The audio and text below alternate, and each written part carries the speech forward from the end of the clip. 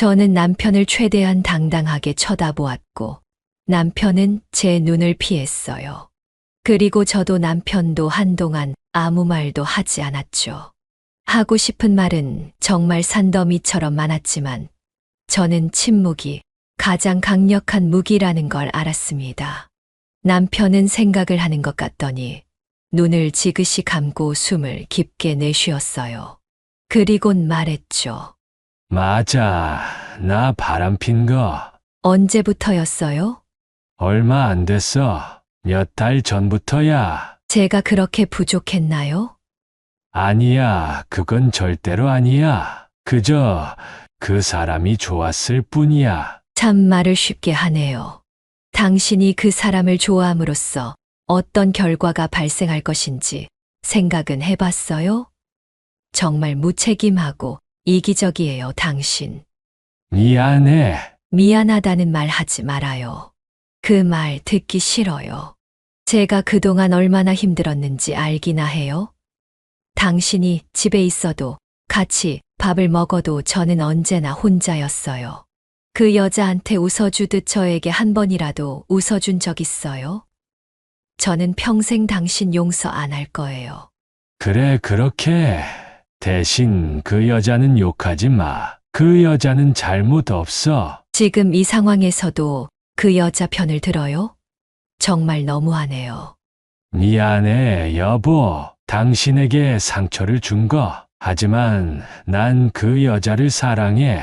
이런 기분은 정말 처음이야. 나도 처음엔 내 마음이 이러는 게 잘못된 거라고 생각했어. 그래서 그 여자를 밀어내기도 했다고. 하지만 결국 그럴 수 없었어. 그 여자 아니면 내가 죽을 것만 같았어. 저는 그 말을 듣고 눈을 질끈 감았습니다. 제가 가장 최악이라고 생각했던 말이었죠. 이게 어떻게 된 일일까요? 지금 남편이 아내에게 자신의 불륜 사실을 고백하고 그걸 들은 아내가 그 말에 화를 내고 있는데요. 오늘은 40년간 가장 의지해왔던 남편이 불륜을 저지른 것도 모른 채 혼자 끙끙 앓았던 임지숙님의 사연입니다. 어떤 내용의 이야기일지 바로 들어보도록 하겠습니다. 안녕하세요, 여러분. 저는 일산에 살고 있는 임지숙이라고 합니다. 올해 67이 되었어요. 오늘 제가 여러분께 들려드릴 이야기는 저보다 3살 연하인 남편에 대한 충격적인 이야기입니다. 개인적으로 누군가에게 말하기 힘든 이야기지만 여러분과 제 이야기를 공유하고 위로를 받고 싶어서 이렇게 사연을 쓰게 되었어요. 부족한 점이 많겠지만 끝까지 제 이야기를 잘 들어주시고 제가 어떻게 했어야 했는지, 제가 무슨 잘못을 한 건지 이야기해 주신다면 남은 인생 살아가는데 도움이 될 것 같습니다. 더불어 위로와 용기의 한마디 덧붙여 주시면 너무나 감사할 것 같아요. 그럼 이야기 시작하겠습니다. 먼저 이 이야기를 시작하기 위해선 제 남편과 만나게 되었을 때부터 이야기해야 할 것 같아요. 저희는 대학교에서 만나게 되었습니다. 저는 남편의 대학 선배였죠. 남편은 건강상의 이유로 군대를 면제받아 학교를 쉬지 않고 다닐 수 있었고, 저는 중간에 학비를 벌어야 해서 1년간 학교를 쉬었어요. 그러다 보니 2년 터울로 자주 학교에서 남편을 만날 수 있었죠. 처음에는 남편을 남자로 여기지 않았어요. 한없이 귀여운 후배였죠. 당시엔 학생운동을 많이 했을 땐데 부끄럽지만 저는 잘 참여하지 않았어요. 왜냐하면 먹고 살기도 바빴기 때문이었어요. 하지만 남편은 달랐어요. 항상 학생운동하는 편에 서서 앞장서는 그런 학생이었죠. 무엇이 옳다고는 생각하지 않아요. 그냥 그랬다는 거예요. 근데 한 번은 그 친구가 시위를 하다가 많이 다쳤어요. 저는 우연히 골목길에서 후배를 만나 저희 집으로 가서 가벼운 치료를 해 주었죠. 학교에서도 한마디 해본 적 없는 우리였는데 그때를 기점으로 많이 친해지게 되었어요. 항상 밥을 먹을 때마다 저에게 와서 같이 먹자고 했고 저는 그러자고 했어요. 처음엔 그저 저를 잘 따르는 동생으로만 생각했는데 그 후배의 생각은 달랐더라고요. 저가 마음에 들어서 그런다고 했어요. 저는 그 말을 듣고 고민에 빠졌죠. 처음엔 거절했어요. 남자를 만날 생각도 아직 없었고 그 후배가 남자로 느껴지지도 않았기 때문이었어요. 하지만 그 후배는 포기하지 않았어요. 제가 거절을 해도 매번 저를 따라다니면서 구애를 했어요. 제가 좋아하는 음식을 포장해 온다던가, 도서관에 따라온다던가, 가끔 일을 할 때면 끝날 때까지 기다렸다가 저희 집까지 데려다 주었죠. 사실 저도 그런 후배가 나쁘지 않았어요. 말은 거절했지만 이렇게 다정한 대접은 누군가에게 난생 처음으로 받아봤기 때문이었죠. 결국 저는 후배의 끈질긴 구애에 넘어가게 되었어요. 둘은 그렇게 사귀게 되었죠. 제가 졸업을 하고 후배가 3학년이 되었을 때 잠시 이별의 위기가 있었지만 그때도 그 후배는 한결같이 저를 놓아주지 않았어요. 그 후배도 집안 사정이 녹록치 않았기에 졸업을 하고 취업한 제가 많은 도움을 주었죠. 학비는 대줄 수 없었지만 책이라든지 옷이라든지 음식 등을 매번 제가 사야만 했어요. 그래도 괜찮았어요. 그 후배는 그만큼 저에게 많은 애정을 주었거든요. 그렇게 시간이 지나고 후배도 졸업을 하고서는 작은 회사에 들어갔어요. 저희는 그때부터 동거를 시작했죠. 저와 후배는 나름대로 열심히 돈을 벌었고 집안 어르신들의 바램대로 서로 함께하는 미래를 생각하기 시작했죠. 하지만 문제가 하나 있었어요. 그 후배는 약간의 바람기가 있었어요. 워낙 다정하고 얼굴도 준수했던지라 주변엔 항상 다른 여자들이 있었죠. 바람기라고 하기엔 제가 그 모습을 목격하거나 들은 건 아니지만 저 말고도 다른 여자들에게도 매우 친절하게 대하더라고요. 저는 후배가 저 말고 다른 여자에게는 정확하게 선을 그었으면 하는 바람이었죠. 몇 번이나 제 바람에 대해서 후배에게 말했지만 항상 자기가 태어난 게 그렇게 태어난 걸 어쩌나며 오히려 화를 냈어요. 그래서 저는 이후로 말을 하지 않았죠. 그리고 결혼하게 되면 자연스럽게 우리 집안에만 집중할 거라 생각하기도 했고요. 제가 바람피는 모습을 직접 본 게 아니기에 넘어갈 수 있었죠. 그렇게 저희는 동거 기간 중 아이를 가지게 되었어요. 그래서 본의 아니게 빠른 결혼식을 올리게 되었죠. 그렇게 그 후배는 제 남편이 되었답니다. 그때 제 나이가 29이었고 남편의 나이가 26이었어요. 저의 예상대로 남편과 저는 돈을 벌고 아기를 키우는데 정신이 없었어요. 저희를 위해 뭔가를 할 시간 따위는 없었죠. 그때는 정말 열심히 살았던 것 같아요. 저는 임신을 하고서는 회사를 그만두고 방문교사 일을 시작했어요. 남편은 계속 회사를 다녔고요. 시간이 지나 어느덧 40년 가까이 흘렀고 저희가 낳은 아들과 딸은 모두 출가를 했어요. 저희도 열심히 돈을 모아 저희 보금자리인 괜찮은 주택 하나를 구입했고요. 저는 예전에 일을 그만두고 계속 주부로 있었고 남편은 몇 년 전에 정년퇴직을 했습니다. 그래서 모아둔 돈과 연금으로 노후를 보낼 예정이었습니다. 저야 주부로 꽤 오래 있었기에 괜찮았지만 남편은 정년퇴직을 한 직후에는 적응을 잘 못하더라고요.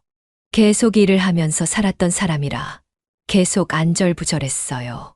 그렇지만 시간이 몇 년 지나자 점점 적응을 해가는 것 같더라고요.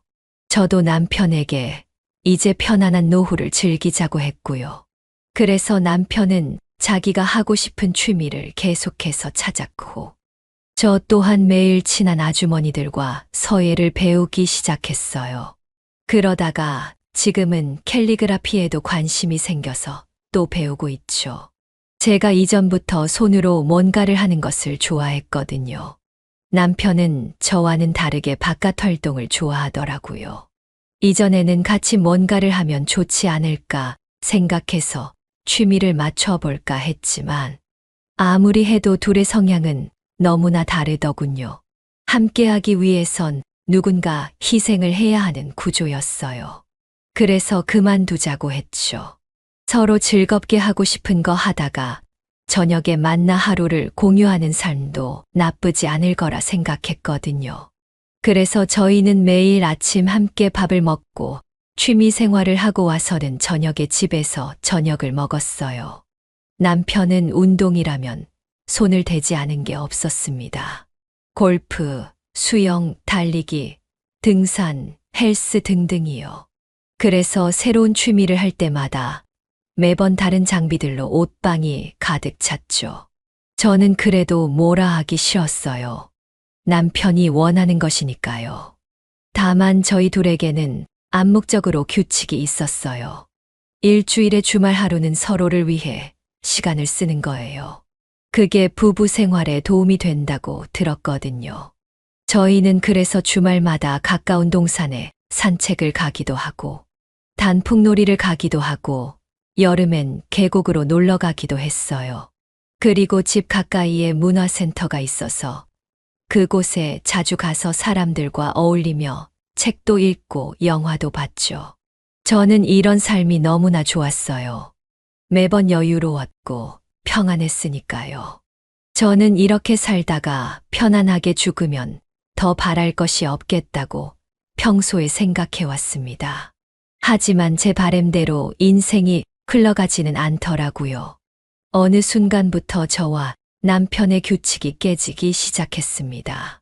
서로 약속한 건 아니었지만 남편은 매번 함께한 토요일에도 동호회에 나가기 시작했어요. 남편이 몇 달 전부터 시작한 자전거 동호회였죠. 남편은 평소에도 자전거를 타고 싶었다며 꽤 비싼 자전거와 장비들을 구입했죠. 저희 사정에 비해 너무 큰 지출이었지만 남편은 한 번 사면 평생 쓴다며 저를 설득했고, 그래서 저도 허락해 주었죠. 저도 사실은 좋았어요. 남편이 다른 것 하는 것보다 운동을 하는 것이니 건강도 좋아지는 건전한 활동이라고 생각했기 때문이었어요. 처음엔 한 달에 한 번 정도였습니다. 저는 당연히 그럴 수 있다고 생각했죠. 하지만 어느샌가부터 2주에 한 번으로 줄어들더니 이제 매주 토요일마다 자전거 동호회에 나갔죠. 남편은 자전거를 타러 갈 때마다 너무 행복한 얼굴로 나갔습니다. 저는 남편에게 서운했지만 그런 행복한 얼굴을 하고 나가는 남편에게 표현할 수는 없었어요. 하지만 점점 남편의 행동에서 이상한 낌새가 느껴지기 시작했습니다. 나갈 때마다 계속 자신의 외모에 신경을 많이 썼죠. 안 쓰던 향수까지 뿌리고 매번 빗으로 머리를 손보고 나갔어요. 저는 어차피 헬멧을 쓰는데 뭐하러 머리를 빗냐고 말했고 남편은 그냥 웃음으로 답했죠. 그것뿐이 아니었어요. 남편이 휴대폰을 평소에 너무나도 자주 보는 거예요. 워낙 바깥 활동을 좋아하는 양반이라 휴대폰이랑 먼 사람이었는데 말이에요. 밥을 먹을 때도 자기 전에도 화장실에 갈 때도 휴대폰을 들고 들어갔죠. 저는 한 번 밥을 먹을 때 남편에게 물었어요. 여보, 밥 먹고 봐요. 그렇게 재밌어요. 뭘 보길래 그렇게 웃음꽃이 활짝 폈어요. 저도 같이 좀 봅시다. 별거 아니야. 그냥 재밌는 글이 있길래 읽는 거야. 글이요? 평소에 책 한 권도 읽지도 않는 양반이 무슨 글이요? 있어 그런 게 그냥 소설 같은 거야. 신경 쓰지 마. 글 읽는 건 좋지만 밥 다 먹고 봐요. 알겠어. 당신도 얼른 먹어. 남편은 이후로도 휴대폰을 자기 몸의 일부처럼 항상 지니고 다녔어요. 저도 볼 생각은 아니었지만 너무 지나치다고 생각했어요. 한 번은 제가 남편의 휴대폰이 울려서 남편에게 휴대폰을 가져다 주려고 했던 적이 있었어요. 별 생각 없이 말이에요. 근데 남편이 그 모습을 보고는 헐레벌떡 소파에서 일어나 제가 들고 있던 휴대폰을 확 낚아채 뺏어가는 게 아니겠어요? 그리고는 자신의 태도에 자기도 당황했는지 미안하다고 하더군요. 급한 전화라고 했어요. 그래서 얼른 받으라고 말하니까 급히 슬리퍼를 신고 나가서 전화를 하더군요. 좀 이상했어요. 급한 전화면 바로 받아야 하는데 밖에서 전화를 받는 게요. 그리고 저 사람이 제 앞에서 전화를 가려받을 사람은 아니었거든요. 이런 사소한 변화들이 점점 눈에 띄기 시작했죠. 처음에 저는 대수롭지 않게 생각했어요. 하지만 점점 남편의 이상한 행동들은 점점 늘어나기 시작했어요. 평소엔 운동복에 돈을 안 쓰는 사람이 자전거 탈 때 입는 옷을 그렇게 사는 거예요. 그것도 엄청 비싼 옷을요. 여보, 이 옷 어때? 괜찮아? 또 산 거예요. 매번 입는 것 있잖아요. 그냥 싸게 할인하길래 사봤어. 비싼 거 아니에요. 뭘 옷 하나 가지고 그래. 당신도 원하는 거 하나 사면 되잖아. 자전거만 있으면 되지 무슨 동호회가 이렇게 돈이 많이 들어요. 또 다른 날엔 헬멧과 신발을 사오더라고요. 여보, 이건 또 뭐예요? 산지 얼마나 됐다고 또 샀어요. 이쁘잖아. 이런 걸 신어줘야 자전거 탈 맛이 난단 말이야. 그래도 그렇지. 뭘 이렇게 신경을 많이 써요? 우리 동호회 사람들은 다 멋진 옷 입고 타는데 그럼 나만 싸구려 옷 입고 타란 말이야. 어떻게 그래? 당신이 좀 이해해줘. 내가 허튼 곳에 돈 쓰는 거 아니잖아. 저는 그런 남편의 말을 그냥 들어주었죠. 남편 말대로 차라리 이렇게 건전한 곳에 돈을 쓰는 게 낫겠다 싶어서요. 하지만 그 이후로도 남편은 많은 것들을 사기 시작했어요. 평소엔 로션 하나만 바르는 사람이 스킨, 앰플, 수분크림, 선크림까지 저보다 더 많은 화장품을 사서 바르기 시작했고 향수까지 샀어요. 그리고 평상복도 지금까지 입었던 것들을 싹 다 버리고 새 옷을 사기 시작했죠. 그리고 매일 아침과 저녁마다 거울에 서서 우통을 벗고 자신의 몸을 이리저리 보기 시작했어요. 이런저런 포즈를 취하며 자신의 몸이 괜찮냐면서 계속 저에게 물었죠. 저는 그런 남편이 조금은 이상하다고 생각했어요. 자전거 동호회에서 이상한 사람들과 어울리는 건 아닌가 싶었죠. 순수한 남편을 그 사람들이 이거 사라, 저거 사라, 몸 좀 이쁘게 만들어라 등 쓸데없이 보채는 거 아닌가 걱정이 되었어요. 그러던 어느 날이었어요. 남편이 자전거를 타다가 무릎을 다치게 되었어요. 심각한 부상은 아니었지만 2주 동안은 자전거를 타지 못했죠.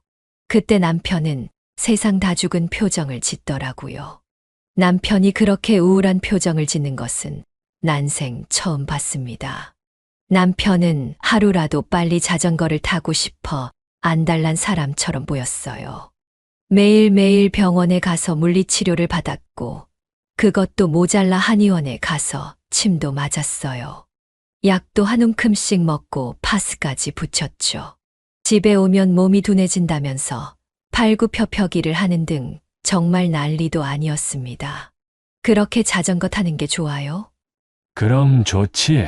내가 했던 운동들 중에 가장 좋은 것 같아. 왜 이제야 시작했는지 후회가 될 정도라니깐. 그래요? 그럼 저도 한번 타볼까요? 저도 그 동호회 한번 데려가 줘봐요. 뭐? 안 돼. 당신은 못 타. 제가 뭘 못 타요? 저도 젊었을 때는 꽤나 탔는데. 이게 당신이 탔던 자전거랑 같은 줄 알아? 우리 동호회는 실력자들만 모여 있어서 진짜 어려운 코스로 간단 말이야. 당신 하고 싶으면 초보자 동호회에 들어. 당신도 몇 개월밖에 안 됐잖아요. 평생 운동한 사람하고 방구석에 박혀서 손장난만 하는 사람이랑 같아. 무슨 말을 그렇게 해요? 안 가면 되잖아요. 안 가면. 저도 사실 갈 생각이라고는 전혀 없었는데 남편은 제 말에 굉장히 과민 반응을 했어요. 어이가 없었죠. 그리고 남편은 집에서 있는 동안 계속해서 휴대폰을 보고 낄낄대며 웃었어요. 저랑은 대화를 거의 하지 않았죠. 저는 남편이 어떤 걸 보고 그렇게 좋아하나 너무 궁금했어요. 그래서 남편이 소파에서 앉아 휴대폰을 집중해서 보고 있을 때 슬쩍 휴대폰을 훔쳐보았죠. 자세히 보니 남편은 소설 같은 글을 읽는 게 아닌 동호회 밴드 앱을 이용해서 사람들과 이야기하는 것 같았어요. 제가 휴대폰을 보고 있는 걸 안 남편은 소스라치게 놀라더군요. 뭐 하는 거야? 당신이 하루 종일 휴대폰만 붙잡고 있길래 뭐 하나 본 거죠. 왜 이렇게 놀래요? 사람이 뒤에 아무 말도 없이 서 있으니까 놀라지. 당신이라면 안 놀라겠어? 근데 그게 뭐예요? 이거 동호회 사람들이랑 소통하는 거야. 워낙 재밌는 친구들이 많아서 나도 모르게 집중해서 봤네. 다들 내가 빨리 나와서 오기를 바라고 있거든. 참 좋겠네요. 당신은. 그렇게 걱정해 주는 사람들이 있어서. 뭐 그렇지. 남편은 제 말에 제대로 대답도 안 하고 안방으로 들어갔어요. 그리고는 또다시 휴대폰만 붙잡고 있더라고요. 저는 그때까지만 해도 그렇게 의심하지 않았어요. 마음에는 안 들지만 그냥 남편이 잘 맞는 사람들과 만나게 되었나 보다 싶었죠. 그리고 그 동호회 이야기를 할 때마다 항상 남자인 친구들 이야기만 했어요. 그래서 저는 당연히 여자 회원을 없을 거라 생각했죠. 한 번은 그 남자들끼리 혹시 다른 여자들을 꼬시러 다니는 거 아닌가 생각해 본 적도 있지만 말도 안 된다고 생각하고서 웃어 넘겼어요. 60대 할아버지들이 어떻게 여자들을 꼬시러 다니겠어요. 말도 안 되는 이야기죠. 하지만 남편의 태도는 그냥 넘기기 힘들었어요. 함께 있었지만 마치 저 혼자 있는 듯 했죠. 아무리 제가 말을 걸고 다른 걸 하자고 해도 남편은 귀찮다는 듯이 저를 대했어요. 저는 너무나 외로웠죠. 가장 힘들었을 때는 남편과 함께 침대에 누웠을 때였어요. 남편은 밤늦게까지 휴대폰으로 산악회 사람들이라고 말했던 누군가와 연락을 했고, 제가 불편함을 표시하면 거실로 나가서 한참 동안 있다가 들어왔어요. 이건 정상적인 부부관계라고 보기 힘들었죠. 그렇게 저희 평온한 일상은 조금씩 깨져갔어요. 그렇게 남편은 무릎이 다 낫자마자 바로 자전거 동호회를 나갔어요. 저는 좀 더 쉬는 게 어떠냐고 제안해봤지만 역시나 통하지 않았죠. 그러던 어느 날이었어요. 제가 아마 처음으로 남편을 진지하게 의심한 날이었던 것 같아요. 남편은 평소보다 굉장히 늦게 집에 도착했어요. 왜 이렇게 늦었어요? 연락은 왜 또 안 했고요. 미안해. 동호회 사람들이랑 뒤풀이를 하느라고. 뒤풀이요. 술 마셨어요? 당신 술 안 마시잖아요. 맞아. 근데 사람들이 계속 한 잔만 권하는데 어떡해. 나도 모르게 한두 잔씩 받아 먹다 보니까 이렇게 됐네. 나 피곤해서 그런데 먼저 씻고 잘게. 남편은 술을 거의 마시지 않는 사람이었는데 그날은 조금 취기가 있는 채로 집에 왔죠. 그것도 밤 12시가 넘어서요. 그 후로 남편은 매 주말마다 집에 밤늦게 오기 시작했어요. 더 중요한 건 매번 술을 마시고 왔다는 거였어요. 저는 그런 남편이 걱정되기도 했지만 한편으로는 의심이 됐죠. 그 사람들이 누구길래 이렇게 술을 마시게 하는가에 대해서요. 하지만 남편이 엄청나게 취해서 오는 건 아니어서 그냥 넘어갔어요. 더 이상했던 건 남편이 전혀 피곤한 기색이 없었다는 거였어요. 자전거에 대해서는 잘 모르지만 하루 종일 자전거를 탔다며 그 나이에 피곤할 만한데 전혀 그렇게 보이지 않았어요. 그리고 옷도 아침에 입고 나간 그대로였죠. 너무나도 깨끗했어요. 그리고 남편은 몸매 관리를 해야 한다면서 저와 주중에 먹던 저녁도 먹지 않기 시작했어요. 자전거를 타려면 몸이 마른 게 유리하다면서요. 저는 뭘 그렇게까지 하냐면서 억지로 먹이려고도 했지만 남편은 완강했어요. 저는 그렇게 갑작스레 변한 남편에게 적응하기 힘들었죠. 남편과 제대로 대화한 시간이 기억도 나지 않았어요. 남편은 집에 와서는 계속 휴대폰만 받고 저는 더 이상 견디기 힘들 지경에까지 이르렀죠. 주말에는 저 혼자 집에 남아 집안일을 하고 텔레비전을 틀어 드라마를 봤어요. 남편 생각에 제대로 드라마가 눈에 들어오지도 않았는데 말이에요. 너무나 외롭고 고독한 날들의 연속이었습니다. 그러던 어느 날이었어요. 남편이 집에 들어왔는데 저는 너무 충격을 받았어요. 그 이유는 남편이 완전히 다른 사람이 되어 있었기 때문이었습니다. 남편은 눈썹 문신에 머리도 밝은 갈색으로 염색을 했어요. 피부도 어떤 시술을 받았는지 울그락불그락했죠. 저는 말문이 막혔죠. 당신 그게 뭐예요? 도대체 뭐 하고 온 거예요? 아, 이거. 요즘 유행이라고 해서 좀 해봤어. 아니, 그래도 그렇지. 당신 나이에 그런 게 뭐가 필요해요? 자연스럽게 늙어가는 게 멋있는 거죠. 좀 멋있으면 멋있다고 해주면 안 돼. 당신이나 그렇게 살아. 나는 젊게 살 테니깐. 아무리 그래도 그렇지. 저에게 말도 안 하고 이러는 게 어딨어요? 내가 일일이 당신한테 허락을 맡아야 해. 내 얼굴에다가 하는 건데, 내 마음인 거지. 우리 동호회 사람들은 다 했어. 필요하면 당신도 하면 되잖아. 저는 남편의 말에 더 어이가 없었어요. 예순이 훨씬 넘은 할아버지가 염색에 피부과 치료에 눈썹 문신까지 하다니요. 분명 뭔가가 있는 거였어요. 동호회 사람들이 누구길래 우리 남편을 이렇게 바꿨는지 전 알아야만 했습니다.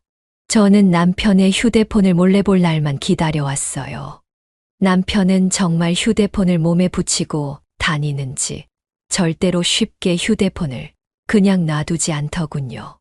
그러던 어느 날이었어요. 남편은 그날도 거실에서 휴대폰을 하다가 안방에 들어왔어요. 그러다 제가 자는 걸 확인하고는 휴대폰을 하다가 그대로 잠이 들었죠. 저는 1시간 동안 자는 척을 했고 남편이 코를 고는 걸 확인하고는 옆에 충전해둔 휴대폰을 슬쩍 빼서 거실로 나왔어요. 저는 항상 남편이 들어가는 어플을 눌렀어요. 그곳엔 남편이 말했듯이 여러 사람들이 있는 것 같더라고요. 여러 공지사항이나 당일에 찍은 사진들, 여러 개인적인 이야기들이 적혀 있었어요. 근데 사진을 보니 저와 동년배로 보이는 여성분들이 많더라고요. 저는 거기서 처음으로 놀라게 되었습니다. 지금까지는 남자들만 있는 동호회인 줄 알았거든요.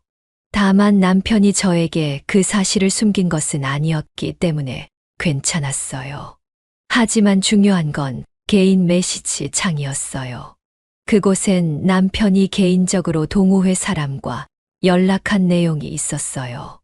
이름은 적혀 있지 않았지만 동호회 회장이라고 적혀 있더군요. 하지만 그 내용이 굉장히 충격적이었어요. 남편은 그 회장에게 이렇게 보냈습니다. 회장님, 오늘도 고생 많으셨습니다. 헤어진 지 얼마나 됐다고 벌써 보고 싶네요. 그리고 회장은 남편에게 이렇게 보냈어요. 저도예요. 김 선생님, 오늘 참 멋지셨어요. 동호회 사람들 중에서는 김 선생님이 제일 인물이 좋으신 것 같아요. 다음 주가 기다려지네요. 저는 그 내용을 보고 어떻게 받아들여야 할지 혼란의 도가니에 빠졌습니다. 손이 덜덜 떨려 휴대폰을 놓치고 말았죠. 어떻게 동호회 회장과 회원이 이런 대화를 나눌 수 있는지 이해가 되지 않았어요. 남편은 휴대폰 떨어뜨리는 소리를 들었는지 급히 안방에서 나오는 소리가 들렸어요. 저는 깜짝 놀래 재빨리 휴대폰을 주워서 탁자 위에 두고는 소파에서 자는 척을 했어요. 남편은 거실에 나와 자는 저를 보고 제 얼굴에 대고 손을 흔들어 자는지 확인을 했죠. 그리곤 탁자에 있는 휴대폰을 들고 다시 안방으로 들어갔어요. 심장이 터질 것만 같았어요. 이 상황을 어떻게 받아들여야 하는지 도통 알 수가 없었죠. 하지만 그래도 아직 심증만 있는 것이었지 물증이 있는 건 아니었어요. 제가 무고한 남편을 의심하는 걸 수도 있으니까요. 저는 그 동호회 회장이 도대체 누군지부터 알아야겠더라고요. 그렇게 다음 날이 되었고 저는 아침 일찍 일어나 아침을 차렸어요. 남편은 아무 말 없이 식탁에 앉아 숟가락을 들었죠. 그리고는 저에게 물었어요. 어저께 왜 거실에서 잤어? 잠이 안 와서요. 소파에 앉아서 이런저런 생각하다 보니까 저도 모르게 잠이 들었네요.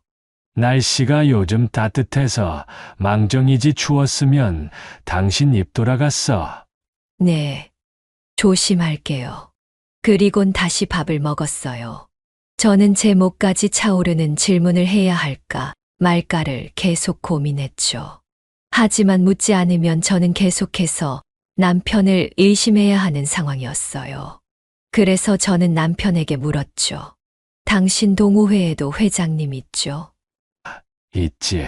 그건 왜? 아니요. 그냥 궁금해서요. 어떤 분이세요? 회장님이 어떤 분인지 당신이 왜 궁금해? 궁금할 수도 있죠. 좀 말해줘요. 회장님이 회장님이지 뭘. 말할 게 뭐가 있어. 여자예요? 남편은 제 질문에 잠시 멈칫했어요. 그리고 시선을 떨군 채 저를 보지 않고 말하더군요. 응, 여자애야. 전 당연히 남잔 줄 알았네요.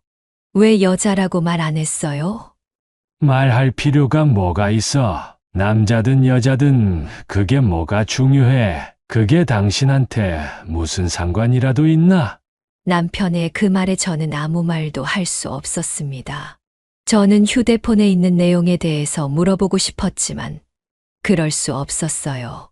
그 이야기는 제가 확실한 증거가 있어야만 할 수 있었죠. 지금 그 이야기를 꺼내봤자 저만 이상한 사람이 될 것이 뻔했어요. 남편은 후다닥 밥을 먹고 자리에서 일어나더군요. 그리곤 불편한지 밖으로 나가버렸어요. 그래서 저는 다른 방법을 찾아야만 했습니다. 양심에는 찔렸지만 분명 남편의 행동은 너무나 부자연스러웠어요. 그건 40년 넘게 같이 산 저기에 알 수 있었죠. 그래서 저는 인터넷에 알아보기 시작했어요. 남편의 불륜에 대해서요. 알아보다 보니 흥신소 홈페이지가 나오더라고요. 아직도 이런 곳이 있나 했습니다만 지금 물불을 가릴 때가 아니었습니다. 저는 고민하다가 결국 그곳에 전화를 걸었어요. 여보세요. 네, 고객님, 안녕하세요. 무슨 일로 전화를 주셨나요? 네. 상담을 받고 싶어서요. 어떤 고민이 있으신데요? 사실 제 남편이 바람을 피는 것 같아서요. 그럼 잘 찾아오셨습니다. 남편분 나이가 어떻게 되시죠? 60대 중반입니다. 꽤 나이가 있으시네요. 이런 경우가 많나요? 제가 이곳에 전화한 것이 잘하는 짓인지 모르겠어서요. 고객님, 전화 잘하신 거예요. 바람은 누구에게나 부니까요. 오히려 나이 드신 분들이 세차게 부는 바람에 약한 법이죠. 저희가 그 고민 확실하게 처리해 드리겠습니다. 그 사람의 목소리는 저에게 큰 안정감을 주었어요. 그래서 저는 그날 당장 상담을 받으러 갔고 거기서 자초지종을 설명했죠. 설명을 다 들은 흥신소 남자는 저에게 말했습니다. 보통 이런 경우에 불륜일 가능성이 높아요. 저희가 미행을 해서 증거를 전달드리는 거야 어렵지 않습니다만 그 전에 여쭤봐야 할 게 있어요. 그게 뭐죠? 만약 불륜이 아니라면 어떻게 하실 생각이세요? 그리고 만약 불륜이 맞다면 어떻게 하실 거죠? 저는 그 이야기를 듣고 무척 당황스러웠어요. 정말 생각해보지 못한 부분이었기 때문이었어요. 저는 한참 동안 대답을 하지 못했죠. 흥신소 남자는 저에게 말해 주었어요. 일단 작업은 들어가겠습니다. 주말에만 나가신다고 했으니 2주에서 한 달 정도 걸릴 겁니다. 다만 그 전에 제가 말했던 그것에 대해서는 미리 마음의 준비를 해두세요. 보통 고객님들이 생각을 안 하시고 진실만 아시려 하다가 나중에 큰 코 다치시거든요. 상처받을 마음의 준비를 해두세요. 집으로 돌아오는 길에 저는 정말 제가 잘한 것인지 죄책감이 들었습니다. 하지만 이제 돌이킬 수 없었죠. 저는 저녁이 돼서야 집에 도착했고 남편은 제가 왔는데도 어딜 갔다 왔는지 묻지도 않더군요. 그날은 정말 길었어요. 저는 잠에 들 때까지도 흥신소 남자가 말했던 것을 계속해서 생각했죠. 남편이 불륜이 아니라면 저는 평생 남편에게 미안해야 할 것이었고, 불륜이 맞다면 남편을 용서해야 할지, 이혼을 해야 할지 결정해야 했어요. 답이 없는 문제였죠. 정말 어려운 질문이었어요.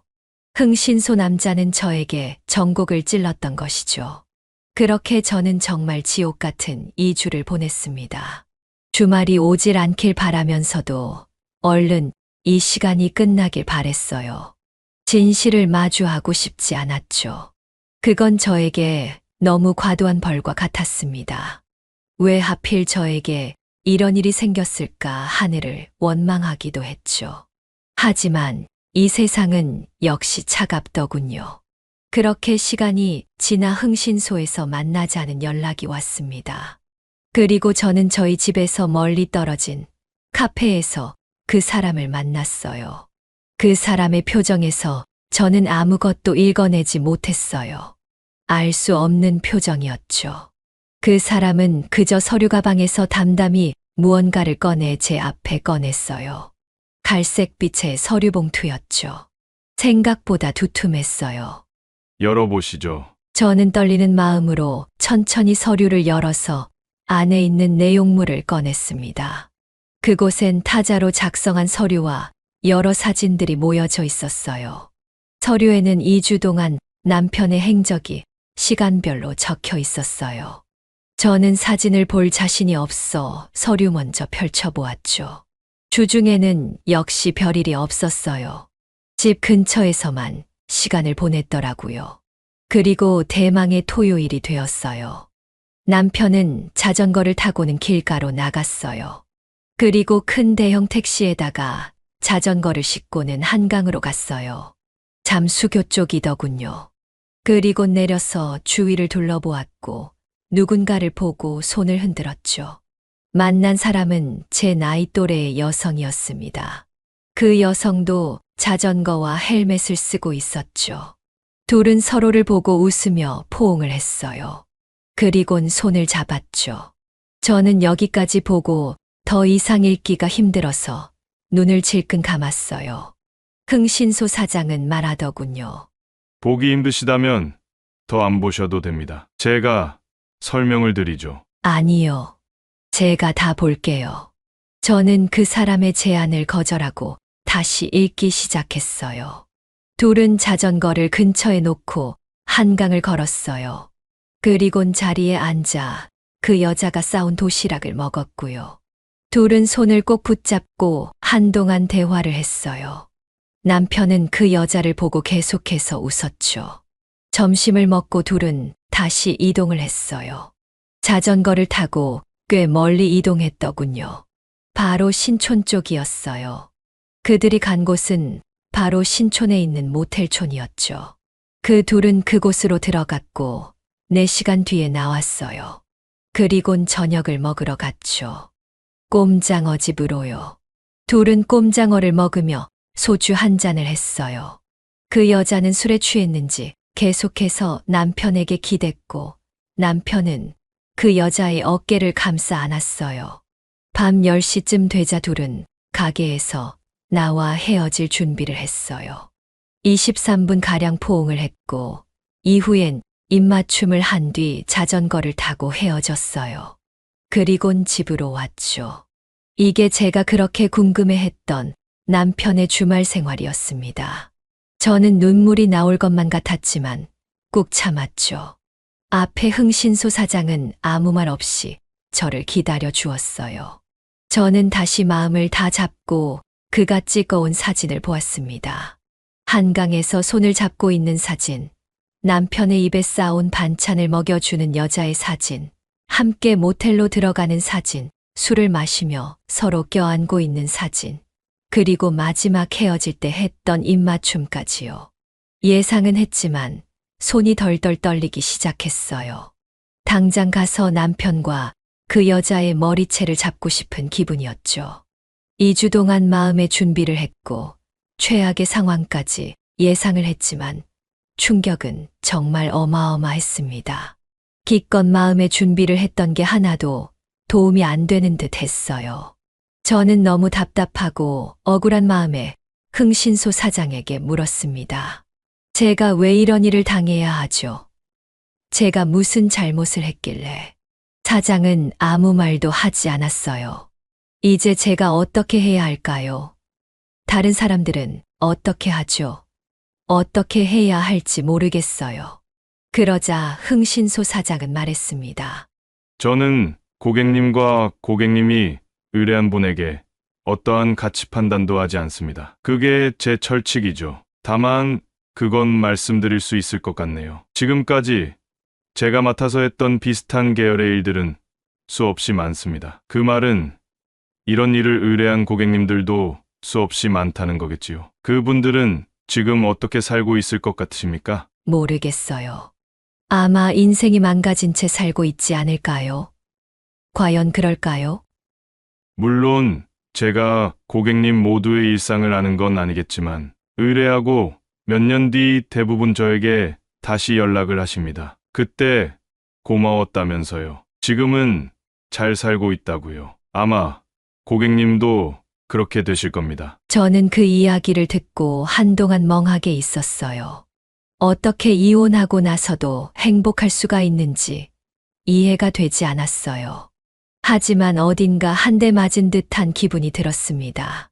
흥신소 사장은 마지막 말을 하고 자리를 떴어요. 잔금은 전에 보내주신 계좌로 보내주시면 됩니다.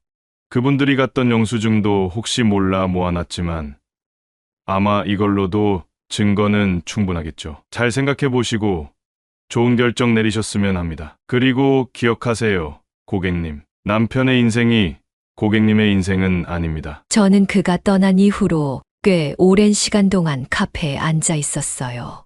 집에 가는 저의 발걸음은 정말 천근만근이었죠. 그의 말대로 증거는 차고 넘쳤습니다. 이제 결단을 내려야 할 순간이었죠. 제가 2주간 생각하며 다짐한 마음은 바로 남편이 바람을 피운 게 맞을 시 이혼하는 것이었습니다. 하지만 현실을 마주하니 그렇게 쉽지 않더라고요. 아들과 딸에게 어떻게 설명해야 하는지부터 남편과 이혼을 하고 나서는 어떻게 살아야 하는지 등등 별의별 생각이 다 들었습니다. 저는 집에 들어갈 수 없었어요. 도저히 남편의 얼굴을 볼 자신이 없었습니다. 그래서 저는 근처 호텔에 가서 잠을 청했어요. 남편에게 많은 문자와 전화가 왔지만 연락을 받지 않았습니다. 저는 제 휴대폰 배경화면을 보았어요. 아들과 딸 그리고 남편과 함께 찍은 가족 사진이 있었습니다. 남편은 거기서 활짝 웃고 있었어요. 이런 미소를 본지도 생각해보니 굉장히 오래되었더라고요. 흥신소 사장이 준 사진에서의 남편은 이렇게 활짝 웃고 있었습니다.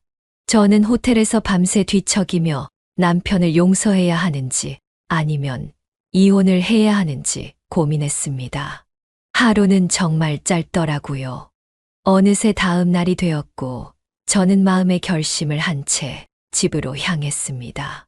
집에 도착하니 남편은 거실에 앉아 절 기다리고 있더라고요. 저를 보는 표정은 그 여자를 보는 표정과는 사뭇 달랐습니다. 저는 말 없이 남편의 앞에 앉았습니다. 당신 도대체 어디 갔다 온 거야? 그 나이에 외박을 해? 이게 말이 된다고 생각하는 거야?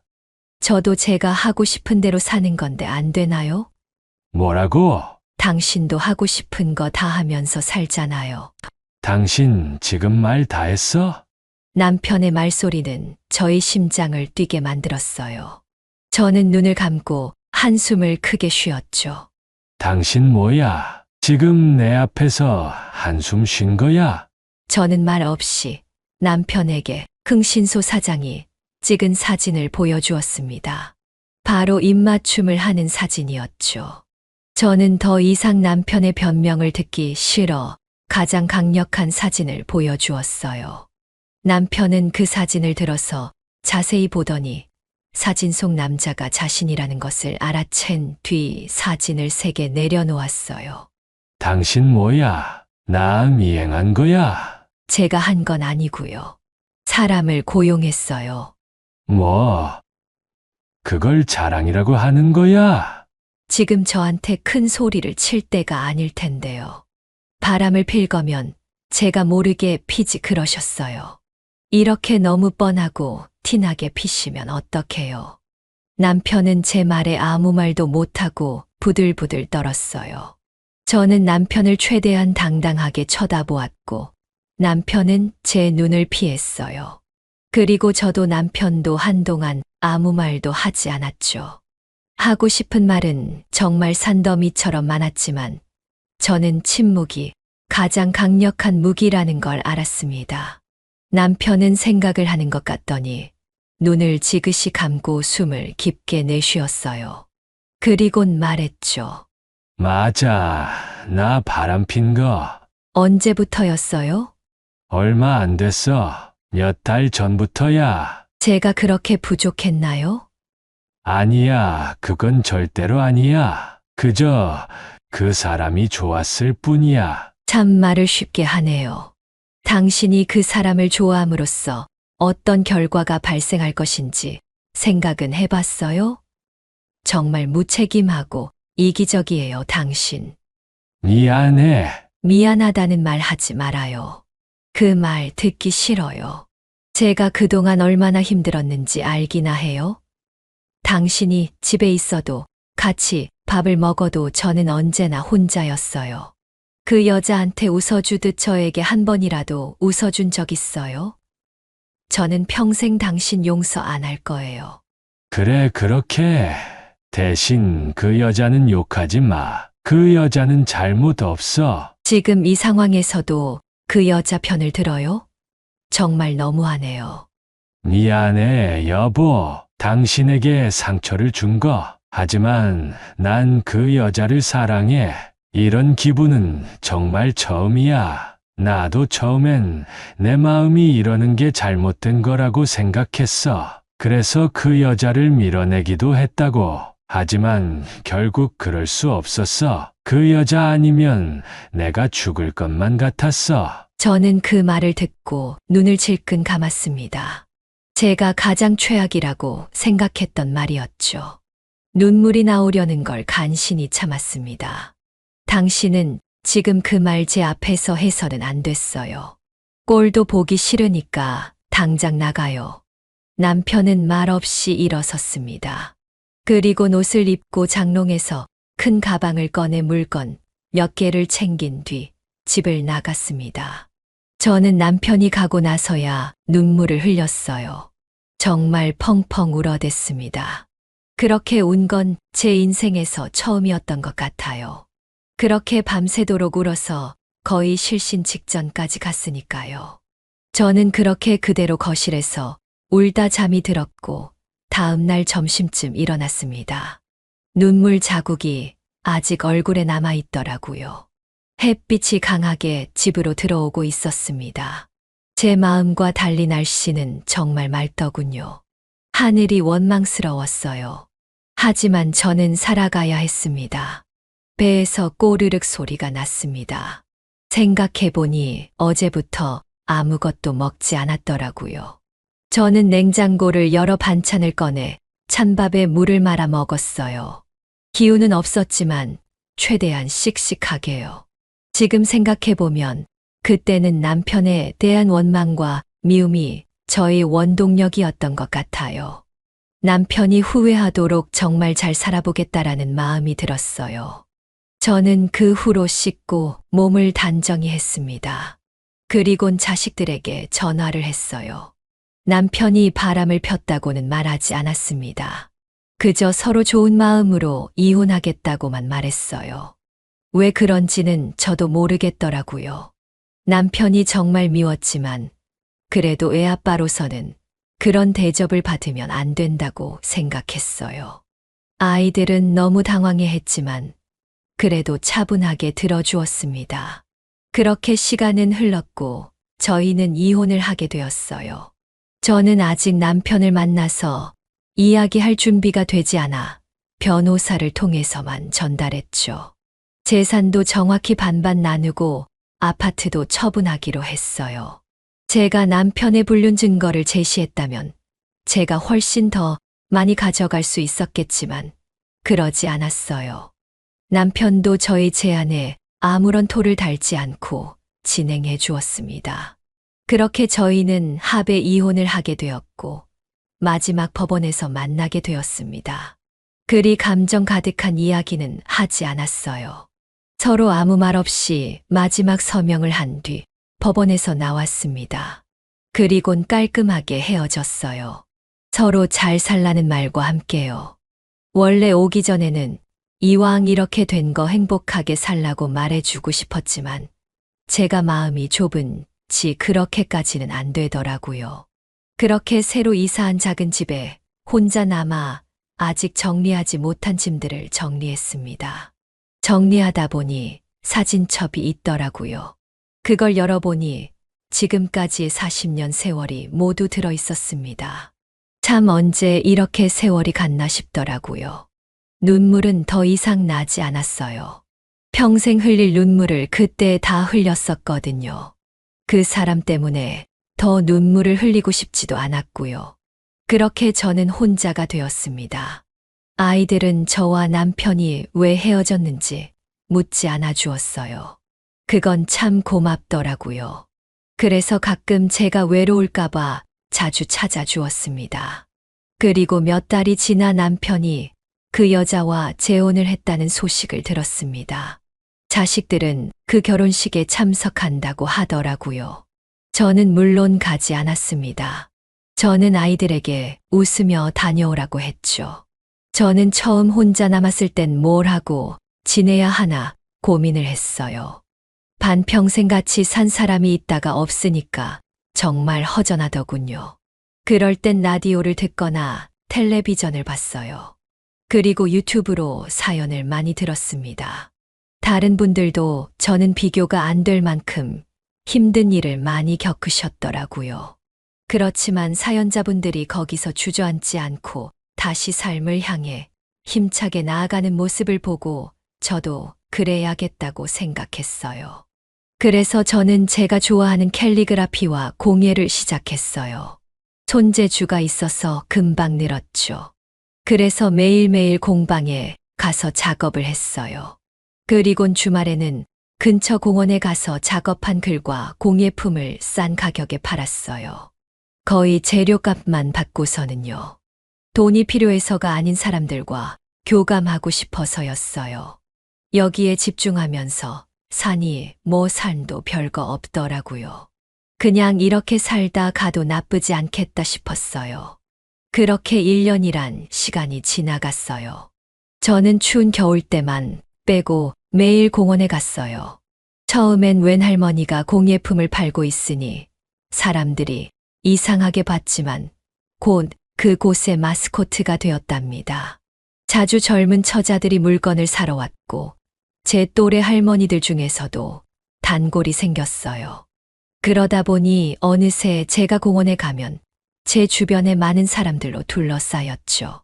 그렇게 저는 제 또래 친구들과 세상 이야기를 하며 하루하루를 보냈습니다. 그리고 요즘에 친구들과 가장 많이 하는 말이 한 할아버지의 대한 이야기입니다. 매번 같은 장소에 와서 친구분들과 장기를 두는 분이 계시거든요. 근데 그분은 매번 제 가판대에 와서 구경만 하고는 집에 가세요. 왠지 저에게 말을 걸고 싶어 하시는 것 같은데 부끄러워 하시는 것 같았죠. 저와 친한 동생은 저에게 그 사람이 저를 좋아하는 것 같다고 했습니다. 저는 말도 안 된다고 했지만 어느새 제 머릿속에도 그 할아버지로 가득 차더군요. 하지만 제가 먼저 말을 걸 수 있나요? 남자가 먼저 걸어야죠. 그래서 며칠 전에 그 할아버지가 왔을 때 저는 발로 그 할아버지를 툭 쳤어요. 그 할아버지는 무슨 뜻인지 알아들었는지 씩 웃더군요. 저는 그분의 이름을 물었고 그분도 저의 이름을 물었어요. 서로 1년간 지나치며 봤지만 이렇게 이야기를 한 건 처음이었죠. 저도 이런 감정이 든 건 처음이었어요. 정말 따뜻한 무언가가 가슴에 생긴 듯 했어요. 제 전 남편도 이런 기분이었을까 생각이 들더라고요. 때 마침 제 앞으로 자전거를 타는 커플이 지나갔어요. 그래서 저는 그 할아버지에게 물었어요. 우리 자전거나 탈까요? 자전거요. 왜요? 못 타세요? 아니요, 잘 타죠. 그럼 저 좀 알려주세요. 그렇게 그날 저희는 자전거를 타며 서로에 대해 알아갔습니다. 아직은 며칠 되지 않아서 조심스레 서로를 알아가는 단계입니다. 물론 그분과 잘 되어도 결혼할 생각은 없어요. 다만 저도 인생을 좀 더 즐기며 살아가고 싶다는 생각입니다. 어디로 가야 할지는 모르지만 한 발자국 한 발자국 내딛다 보면 어딘가 도착해 있지 않을까 해요. 그냥 지금 이런 기분을 즐기면서 살아가려고요. 저는 이렇게 살아가고 있습니다. 여러분은 어떻게 살고 계시나요? 저와 비슷한 또래분들은 어떻게 살고 계신지 궁금하네요. 제 이야기는 여기까지입니다. 제 이야기를 듣고 제가 어떻게 했어야 했는지, 잘 못한 게 없는지 말씀해 주시면 고맙겠습니다.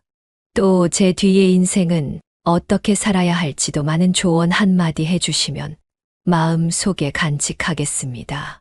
지금까지 제 이야기를 들어주셔서 감사합니다. 행복하세요. 네, 오늘 이야기는 어떠셨나요? 오늘 이야기를 듣고 어떻게 생각하시는지 어머님, 아버님의 생각을 댓글로 공유해주세요. 저는 또 다른 사연으로 찾아뵙겠습니다. 좋아요, 구독, 알람 설정을 통해 앞으로도 따뜻한 정을 나눌 수 있게 함께 해주세요. 어머님, 아버님의 삶의 지혜와 경험을 나눌 수 있는 통로가 되겠습니다. 오늘도 인생을 바꾸는 관점을 통해 사연을 들어주셔서 감사합니다.